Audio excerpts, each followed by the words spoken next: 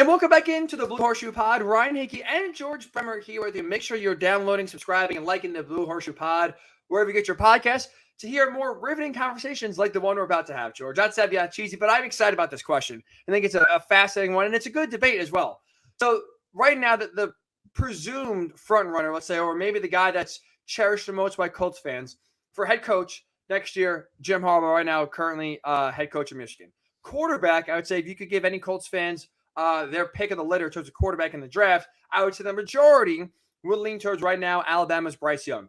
If you could only get one, if I said it's guaranteed, George, you get John Harbaugh or Jim Harbaugh, or you get Bryce Young, which one would you rather have? Who'd be your take there? I feel like it's so important to get both right. That's why it makes this hard, because I feel like we've seen Jacksonville to me as Exhibit A of what happens if you get the right quarterback and the wrong head coach. But I do feel like I would have to still go with Bryce Young. College is a coach's game. We know that they're going to be the guy that's around for the long term.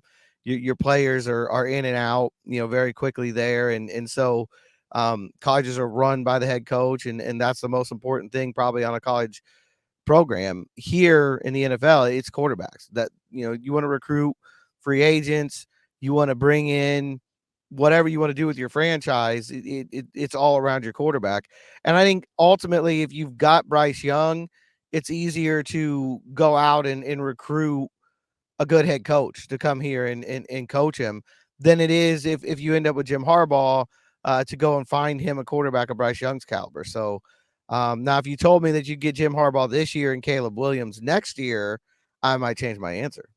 I actually would agree that I like that a lot. But if we have only just this year, coach of the quarterback, I would go Bryce Young. And I like the point you made as well. Like it's a lot harder getting a franchise quarterback than is getting a good head coach. Not that there's a lot of great head coaches out there, but I think it's so much more difficult to kind of find that guy in the draft. You need things to go your way sometimes, just picking, having maybe a team having them fall to you, getting the right draft position, maybe having a team be willing to trade up with you if you're there. Having to pan out, right? Like how many guys are highly rated coming out of college that just flop right in front of your face, or guys that are under the radar, all of a sudden you draft, it's like, oh wow, this guy's a can't miss guy.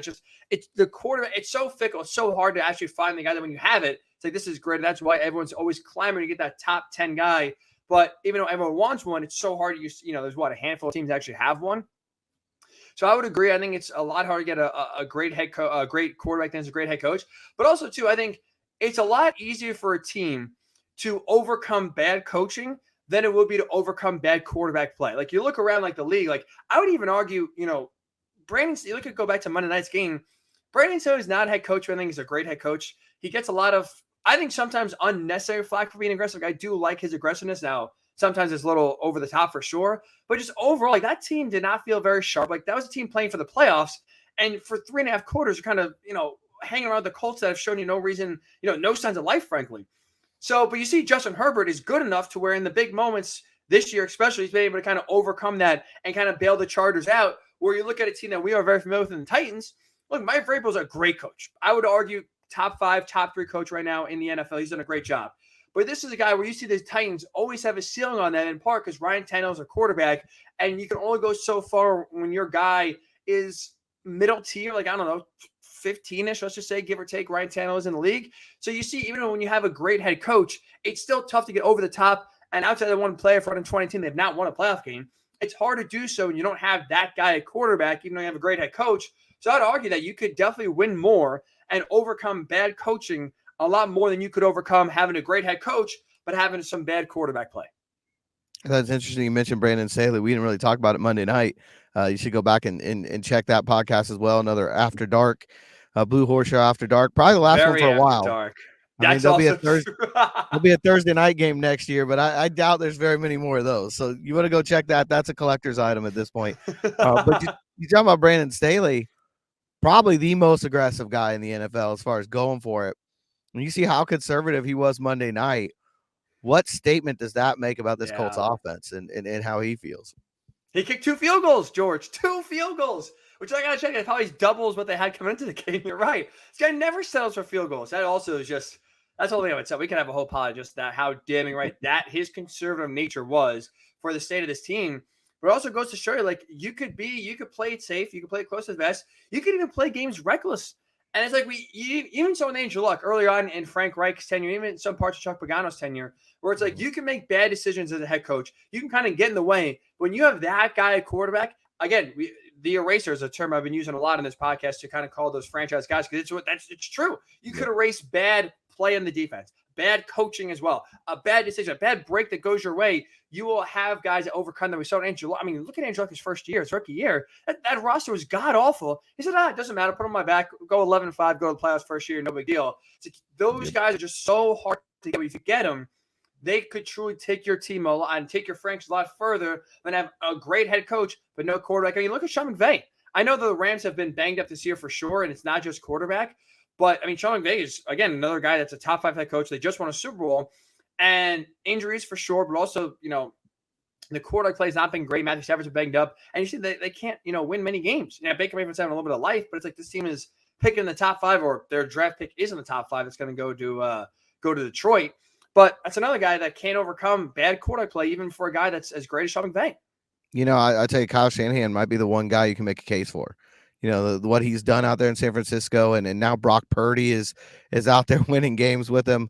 He might be the one head coach I would take and not worry about the quarterback. He might be the one guy I would choose over Bryce Young. Like, if you're talking about any head coach in the league or Bryce Young, Kyle Shanahan might be the one of the 32 that I would say, okay, I'll take him, because I feel like he'd go out and win with Nick Foles on Sunday. You might be right. I mean, look what he's doing with Brock Purdy. Hell, you're probably right. Nick Foles all of a sudden looked like 2017 playoffs Nick Foles all over again. But I think it's a good point too, because it also goes to show you, right? When you don't have that franchise guy, you need to have, you can win one of two ways. Right? I think you can try to win the elite quarterback, but also we've seen it's not like every team that wins the Super Bowl is just an elite guy. We saw the 49ers Jimmy G go to the Super Bowl a few years ago, and this past year they're in the NFC title game again with Jimmy G, who's again an average quarterback. But you see that 49ers roster, how loaded it is at every position outside of quarterback. Running back, offensive line, receiver / tight end, defense is loaded out the wazoo in all 3 levels. Like the Colts, to their credit, tried to mimic that. I'll say last year, even when they tried to minimize Carson Wentz's role, Jonathan Taylor had, a career year, was the leading rusher, was tremendous. But also you see how it's so hard to win without a quarterback. That, right, Kyle Shanahan's doing a great job, but not taking away from him, but it also helps when you have an elite roster everywhere else. Mm-hmm. If the Colts want to win that way, let's say if you're someone who says, I'd rather have Jim Harbaugh than Bryce Young, well, then the way you're going to have to win with Jim Harbaugh is that if you assume you don't really get a franchise guys, you're going to have to build a roster similar to San Francisco, where it's going to have to be a top 3 roster. You're going to have to be loaded everywhere. It's going to take years to build. Again, San Francisco was terrible for, a few years. You had Chip Kelly in there. You had Tom Sula in there. It was ugly. It was bad. But all those top picks, to their credit, they hit on. You get guys like Nick Bosa, and you see how elite they are at drafting. And now all of a sudden that roster took 5 years to build, but now it's so deep. Like, it's so hard to do. They're doing it to their credit, but there's also a reason why they're really the only team that could win the 3rd string quarterback. It's absolutely Kyle Shanahan for sure, but also as a credit to the rest of the roster, where again, it's easier to win when you have a quarterback, because it makes up for more deficiencies rather than having every other part of your team be elite to make up for that deficiency at quarterback. Yeah, if you don't have the quarterback, you got to get everything else perfect. Everything else has to go completely right. There's no other weakness anywhere. And I think, they're in such a good situation. They can do things like trade up for Trey Lance, and maybe it doesn't work out and it doesn't kill them. And they can make big trades for Christian McCaffrey. I mean, that's how good that roster is right now. To me, they're the model franchise. I know they haven't won the Super Bowl right now, but if they ever land that franchise quarterback, look out. Oh, that right. If Trey Lance actually develops to be the guy, this could be, I know it's kind of crazy, but this could be like a Patriots level dynasty in terms of just being out the Super Bowls, but just always being in the mix every single year, and on the short list every year of teams to beat in the NFC. You're right. That's to their credit. They've built. It's not like the Rams was just a very short term. Hey, we're going to try to be great in this next 3 or 4 year window as win as many Lombards as we can. They are built for sustained success, which is, like I said, I think that's Chris Ballard's idea, right? That's something where if you said, hey, what kind of team would you want to have? I bet you say one of the first things you point to is, I want to have a team like San Francisco. And again, I think that's it helps when everyone on your team or every part of your team is elite, but also it takes a lot of losing. It takes a lot of hitting on your draft picks. And like I said, also kind of luck to break your way. It also requires a great head coach. And it's just a lot to ask and a lot of things to go right where again, it's kind of like take the shortcut or the road more traveled. So the road less traveled would be the 49ers. So the road more traveled, just getting the franchise guy, getting the Bryce Young, if he again is able to blossom the way we think he can, we could talk about this team for the Colts that I think could turn things around quicker and faster with him as a quarterback than maybe, let's say, with Jim Harbaugh if he came in without that Bryce Young kind of guy and have a longer sustained run of hopefully being a Super Bowl contender. We have a lot different conversations next December if Bryce Young's the starting quarterback. I guarantee that. This will be a lot more fun of a pod, that's for sure. Not that it's not fun now, but getting tired. Talking about losing George, it's tiring. Talking about all-season topics while the season's still going on is tiring. So, yes, at least we'd have, even maybe the record's not too much different, at least Bryce Young brings some sort of excitement, some sort of,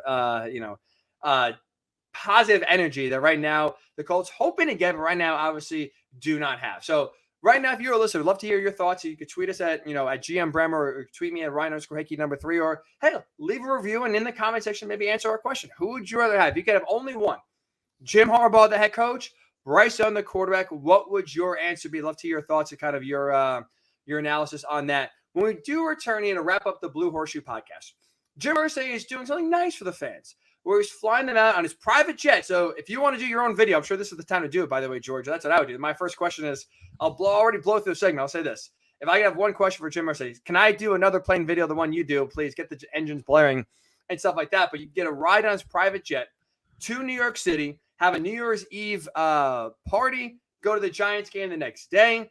And so you'll be on a plane, presumably with Jim Irsay, for a few hours. What would you ask Jim? We have our questions, and we'll get to that when the Blue Horseshoe pod returns.